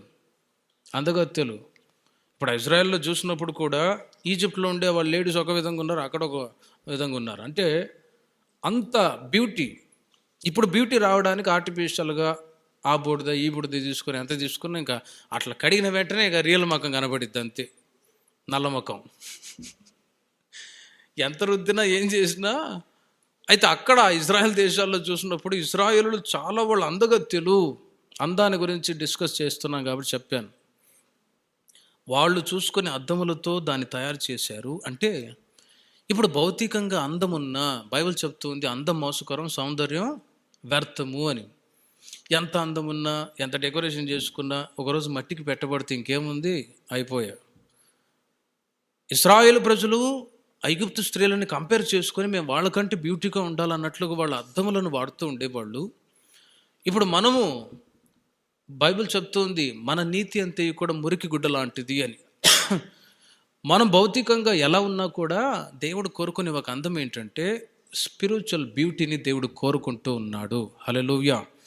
బయటికి అందంగా ఉన్న, బైబిల్లో రాయబడి ఉన్నది, రాహేలు అందగత్తే, కానీ లోపల కుళ్ళు, ఆ తర్వాత అసూయ, అన్ని స్వభావాలు ఉన్నాయి. లేయా ఆమె చూడటానికి జబ్బు కళ్ళు గలదిగా ఉన్నా ఆమె అంతరంగంలో చాలా మంచి సుగుణాలు కలిగి ఉన్న స్త్రీ. ఆ మధ్య ఒకసారి రాజన్న దగ్గర ఒక తల్లిగారు కూతుర్ని తీసుకొచ్చిందట. తీసుకొస్తే ఈ అమ్మాయి కొరకు ప్రార్థన చేయంటే అమ్మాయి చూడటానికి చాలా అందంగా ఉంది. అరే ఏమైందమ్మా అంటే, ఈ అమ్మాయి చూడటానికి బాగానే అందంగా ఉందన్నా ఒళ్ళంతా జబ్బులే అంటాడు. చూడటానికి బాగుంది కానీ ఒళ్ళంతా జబ్బులే శరీరంలో. గనుక భౌతికంగా మనం అందముగా ఉన్నా లేకున్నా దేవుడు కోరుకునే ఒక అందం ఏంటంటే అంతరంగపు ఆ అందాన్ని దేవుడు కోరుకుంటూ ఉన్నాడు. గనుక యేసుక్రీస్తు లోకానికి వచ్చి మనకు మాదిరి చూపెట్టాడు. 33.5 సంవత్సరం జీవించిన జీవితకాలంలో ఆయన బాప్తిసం ఇచ్చి యోహాను గారి దగ్గరికి వచ్చి బాప్తిసం తీసుకున్నాడు. నీతి యావత్తు ఇలాగ జరగనిమ్ము అని బాప్తిసం ఇచ్చి యోహాను గారు అంటారు, నువ్వే నాకు బాప్తిసం ఇవ్వాలి, నేను కాదయ్యా అంటాడు. నీతి యావత్తు ఇలాగ జరగనిమ్ము అని ఆయన మాదిరిగా మన నిమిత్తమే బాప్తిసం తీసుకున్నాడు. ఈ ఇత్తడి గంగాళములో నీళ్లు ఉన్నాయి. ఆ నీళ్లు దేనికి సాదృశ్యం అంటే, ఆ ఇత్తడి గంగాళం టోటలీగా బ్యాప్టిజమానికి సాదృశ్యమై ఉన్నది. ఈ బాప్తిస్మం అనేది రక్షణ పొందిన ప్రతి ఒక్కరూ ఖచ్చితంగా ముంచట బాప్తిసం తీసుకోవాలి. కొందరు బాప్తిసం తీసుకోను అంటారు. బాప్తిసం తీసుకోనకపోతే పరిస్థితులు కూడా చాలా ఘోరంగా ఉంటాయని బైబిల్ చెప్తుంది. మరియమ్మ సంగతి చెప్పాను ఒకసారి. బాప్తిసం తీసుకోనకపోతే పరలోక రాజ్యంలో ప్రవేశించడానికి అవకాశం లేదు. నికోదేమని భక్తునితో అంటారు, ఒకడు నీటి మూలముగా ఆత్మ మూలముగా జన్మిస్తేనే దేవుని యొక్క రాజ్యంలోనికి ప్రవేశిస్తారు అని. కనుక ఖచ్చితంగా ఈ బ్యాప్టిస్మపు అనుభవం అనేది ఈ రోజుల్లో కూడా ప్రతి ఒక్కరూ అది పాటించవలసిన బాధ్యత ఉంది. ఆ రోజుల్లో ఇత్తడి గంగాళాన్ని నిర్మించారు. ఆ ఇత్తడి గంగాళం ఉండేది. ఆ ఇత్తడి గంగాళంలో నీళ్లు ఉండేవి. నీళ్లు దేనికి సాదృశ్యం? ఎఫెసీయులకు రాసిన పత్రిక 5వ అధ్యాయము 25వ వాక్యాన్ని చూడండి. ఎఫెసీయులకు రాసిన పత్రిక 5వ అధ్యాయము 25, 27 వాక్యాలు.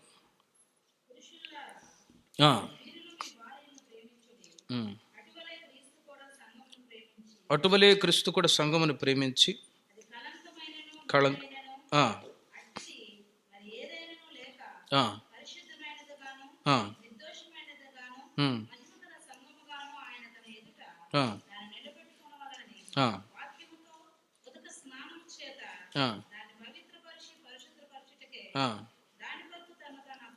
చూడండి, అక్కడ ముఖ్యమైన విషయం ఏంటంటే, ఇత్తడి గంగాళము నీళ్లు ఉన్నాయి.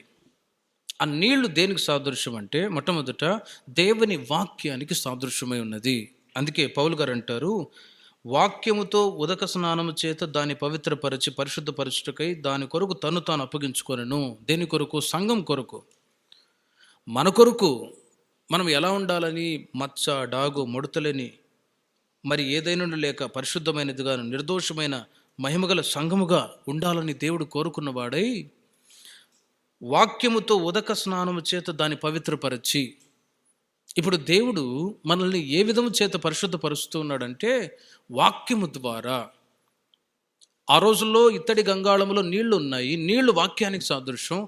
ఇప్పుడు ఆ నీళ్లు ఇత్తడి గంగాళములో పెట్టబడ్డప్పుడు ఖచ్చితంగా ఆ అహరోను వారి కుమారులు వాళ్ళు యాజకత్వం చేయటానికి ముందుగా, పరిచయం చేయటం ముందుగా వాళ్ళు ఖచ్చితంగా కాళ్ళు చేతులు కడుక్కొని శుభ్రంగా వెళ్ళాలి.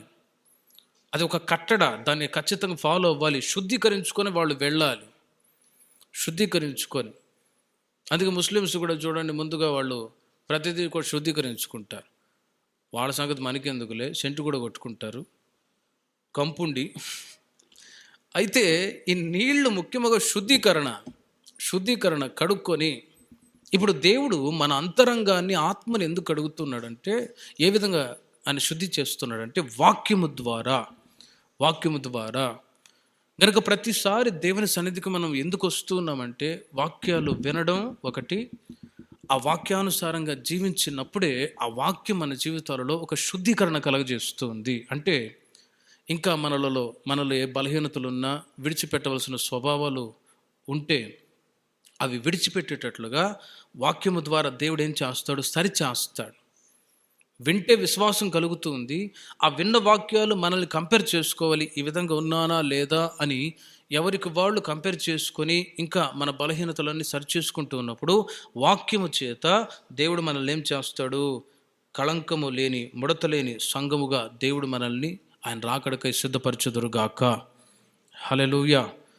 రెండవదిగా, ఈ ఇత్తడి గంగాళము ఇత్తడితో చేయబడింది. ఇత్తడితో చేయబడినటువంటి ఆ గంగాళము, ఇత్తడి అన్నప్పుడు మునిపే చెప్పాను, అది దేవుని యొక్క కృపకు సాదృశ్యం. దేవుని యొక్క కృపకు సాదృశ్యం. రోమీయులకు రాసిన పత్రిక 6వ అధ్యాయం 11వ వాక్యంలో కూడా మీరు చూడండి.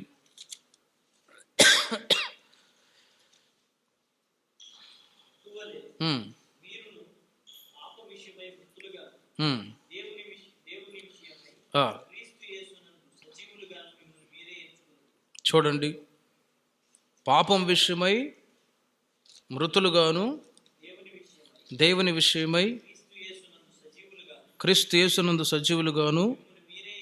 చూడండి, మిమ్మల్ని మీరే, ఓ సెల్ఫ్ శాంక్టిఫికేషన్. ఎవరికి వారే, ఎవరికి వాళ్ళే వాక్యాలు ఉన్నాయి. ఒకవైపు మాకు మీకు దేవుడు ఇచ్చాడు. మీరు పాపం విషయమై మృతులుగాను, దేవుని విషయమై క్రీస్తు యేసునందు సజీవులుగా మిమ్మల్ని మీరు ఎంచుకోనండి అంటాడు. వాక్యము ఇత్తడి ఉంది. ఇత్తడి కృపకు సాదృశ్యం. దేవుడు విస్తారంగా కృపనిచ్చాడు.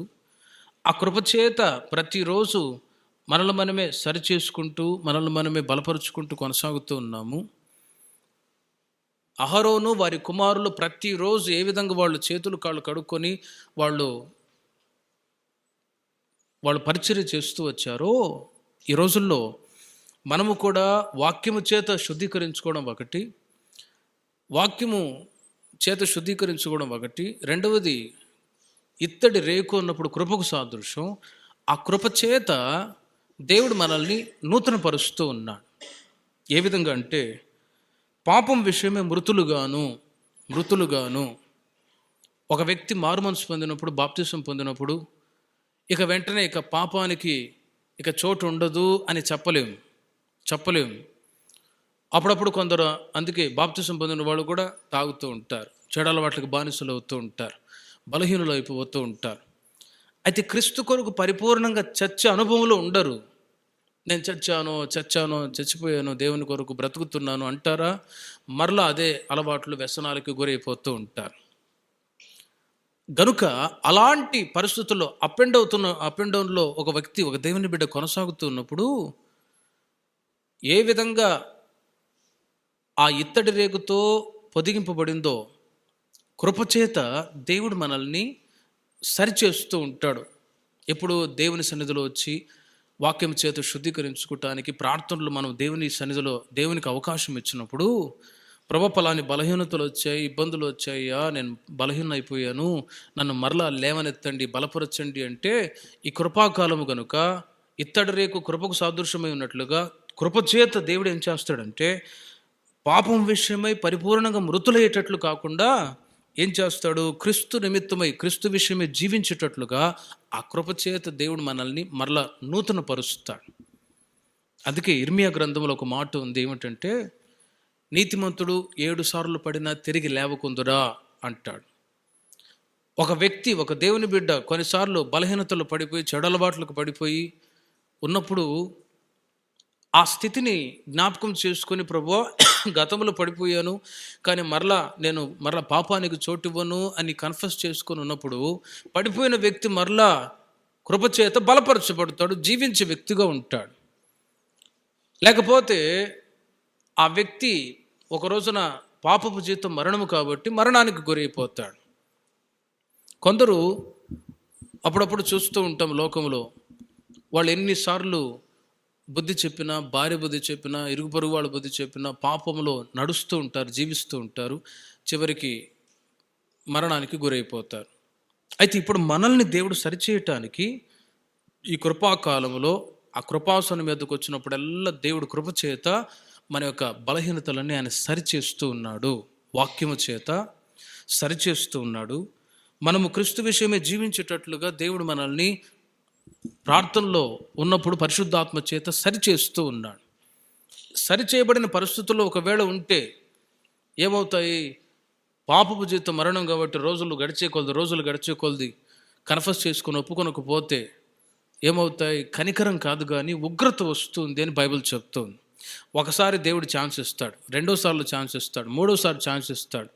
ఎన్నిసార్లు గద్దించిన విననులని వాడు హఠాత్తుగా మరణమవును అని బైబిల్ చెప్తుంది.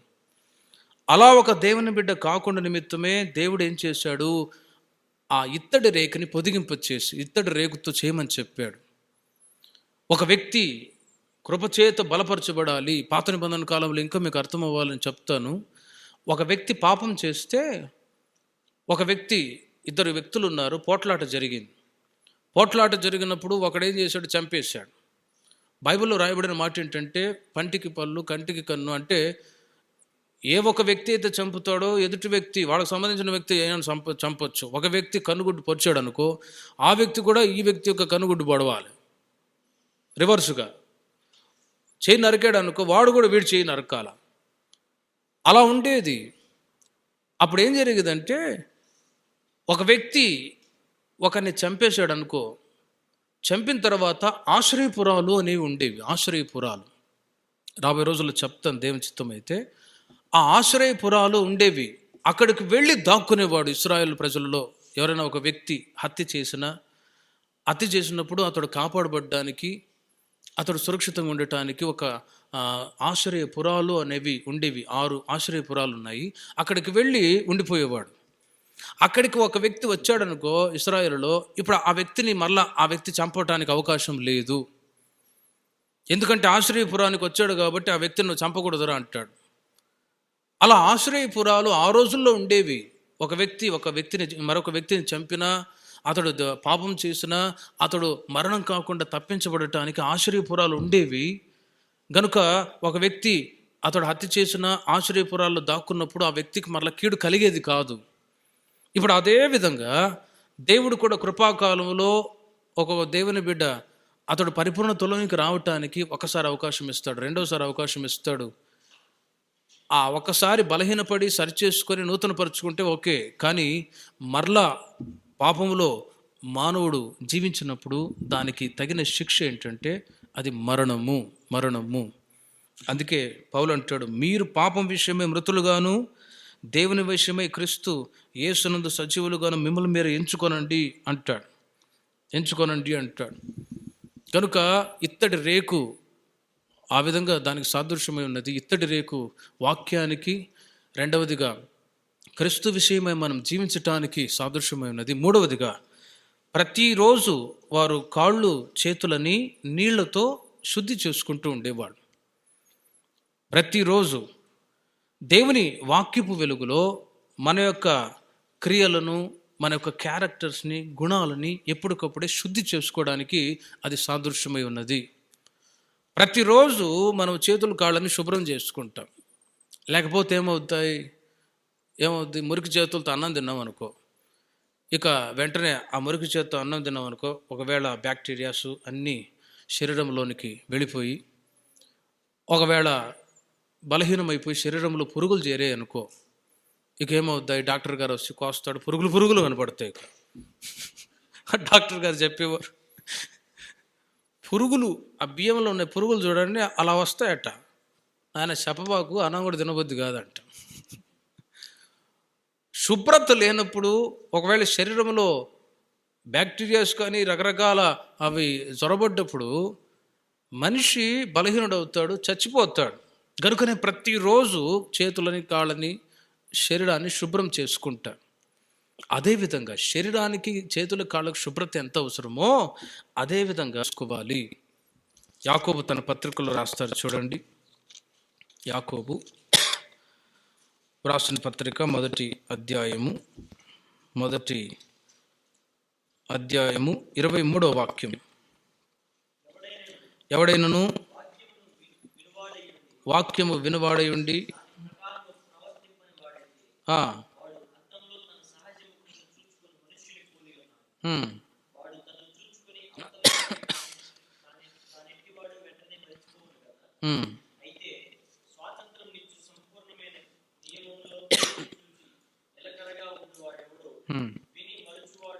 విని మర్చివాడు కాక చూడండి, మీరు వినువారు మాత్రమే ఉండి మిమ్మల్ని మీరు మోసపుచ్చుకొనకుండా వాక్య ప్రకారము ప్రవర్తించేవారని ఉండుడి అంటాడు. దానికి ఉదాహరణగా, ఎవడైనా వాక్యం వినవాడే ఉండి దాని ప్రకారం ప్రవర్తింపని వాడైతే వాడు అద్దంలో తన సహజ ముఖమును చూసుకుని మనుషుని పోలి ఉన్నాడు.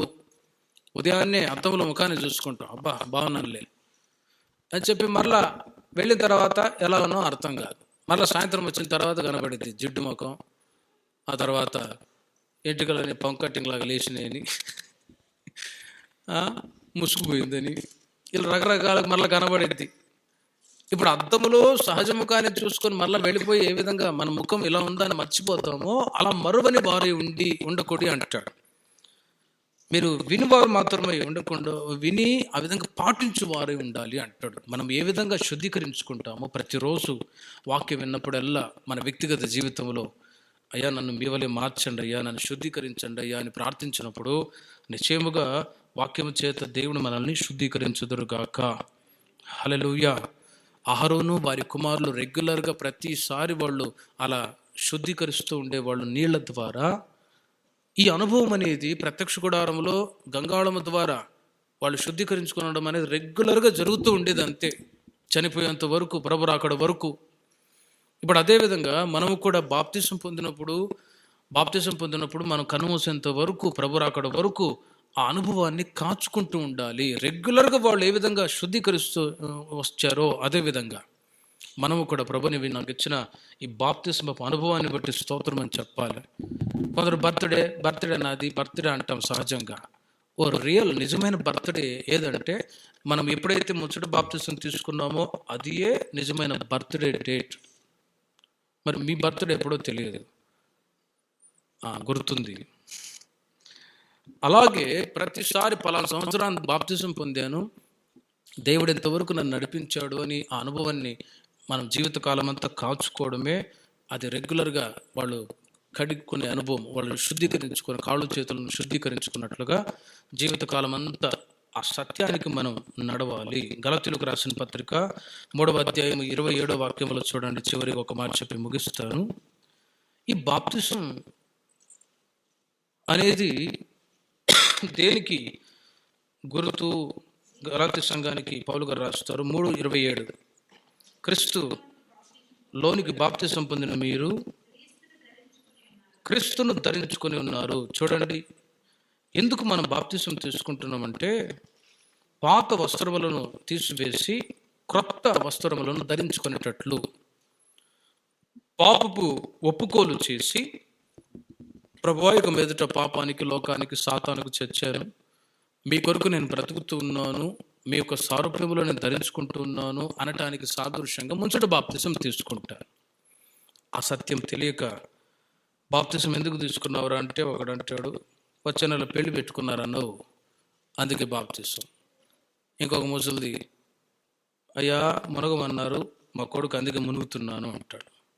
బలవంతాన లేకపోతే ఏదేదో రకరకాల ఉద్దేశాలతో అనుకుంటారు. కానీ సత్యం ఏంటంటే క్రీస్తును ధరించుకోవటానికి పౌలు గారు కొలస్సీ సంఘానికి అంటారు, మీరు క్రీస్తు యేసుతో కూడా లేపబడిన వారే అయితే, యేసుక్రీస్తు ఏ విధంగా మన కొరకు ఈ లోకానికి వచ్చి ప్రాణం పెట్టి సమాధి చేయబడి 3వ దినమున మరణాన్ని జయించాడో దానికి సాదృశ్యంగా, అందుకే బాప్తిసం ఇచ్చేటప్పుడు అలా చనిపోయేవాడిని బోర్లో పడుకోబెడతారు. బోర్లో కాదు, చనిపోయిన వ్యక్తిని ఏ విధంగా పడుకోబెడతారో అలాగే బాప్తిసం ఇచ్చేటప్పుడు కూడా ముసడు బాప్తిసం ఇస్తారు. క్రీస్తు కొరకు చనిపోయాడు, దేవుని లోకం కొరకు, పాపం కొరకు చనిపోయాడు, క్రీస్తు కొరకు బ్రతుకుతూ ఉన్నాను అని సాదృశ్యానికి అలా ముచ్చట బాప్తిస్మం ఇస్తారు. కనుక ఇత్తడి గంగాళము అన్నప్పుడు బాప్తిస్మ అనుభవం, ఆ అనుభవాన్ని దేవుడు మనకి ఇచ్చాడు. జీవితకాలం అంతా తలంచుకుంటూ ప్రభు రాకడకు సిద్ధపడదాం. అట్టి కృప దేవుడు మనకు దయచేయును గాక. వచ్చేవారం పరిశుద్ధ స్థలములో ఉంచబడిన వస్తువుల గురించి చెప్తాను, ప్రార్థన చేసుకుందాం.